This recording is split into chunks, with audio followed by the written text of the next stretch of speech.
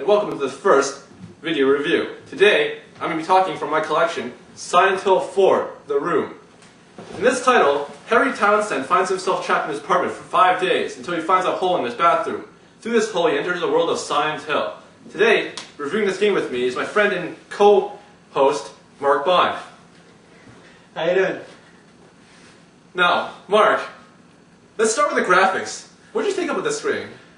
I thought the graphics were really good. Silent Hill has been known for really eerie graphics with grotesque creatures and just this with backdrops with just creepy elements. I thought they were really well done. It's just like Silent Hill 2 and 3 where there was a bit of graininess to it, so it looks very eerie and mysterious. Yeah, I like the grainy effect. It makes it this old film, old TV like quality to it, which is good for an effect to it. Like it really creates the atmosphere in it, and the graphics are still good compared to most game standards. Yet I thought that the game took a slight dip compared to the prequels before it. Like compared to Silent Hill 3, I thought that the graphics were a little bit more fuzzier, but that's what I thought about it. Yet the graphics still managed to impress compared to other games out on the market right now.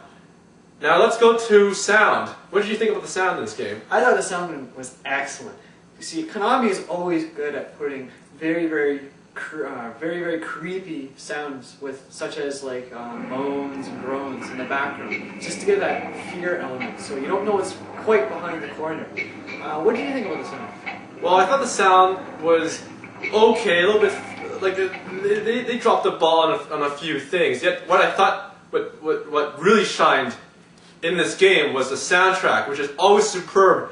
Like the last titles, the sound director, which worked on the previous titles, like perfects this game. Like the soundtrack is just so fitting, and it's just the best thing for this game. That's what I thought. Like you could just seriously just listen to it on a CD, like alone. I thought the soundtrack was really well done. I have to agree. Well, what did you think about the gameplay of the game? The gameplay? Well, in this game, you get a first-person perspective when you're in your apartment, which is about 30% of the game. But the other percent of the game is the regular third-person point of view, which most Silent Hill games are based on. Even though this is different, I thought this was really fitting because it creates sort of this claustrophobic feeling for the apartment and how you're trapped and everything like that. Yet, the third-person point of view, the action in this is really good. Like any gamer can get into this, and it's fast-paced. Yet, what I didn't like about it was the item inventory and how you were limited to carrying like only 10 items. Yeah, 10 items. I have to agree with that.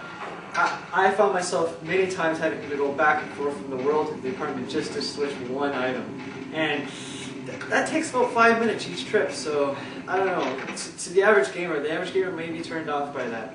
Just by that one element. However, the controls for this game is exactly like Silent Hill 2 and 3, so there's no new surprises in terms of the controls, and there's no really new features to the game that hasn't been done in Silent Hill 2 or 3, other than the world shifting. So Justin, overall, what would you give this game? I give this game an 8 out of 10.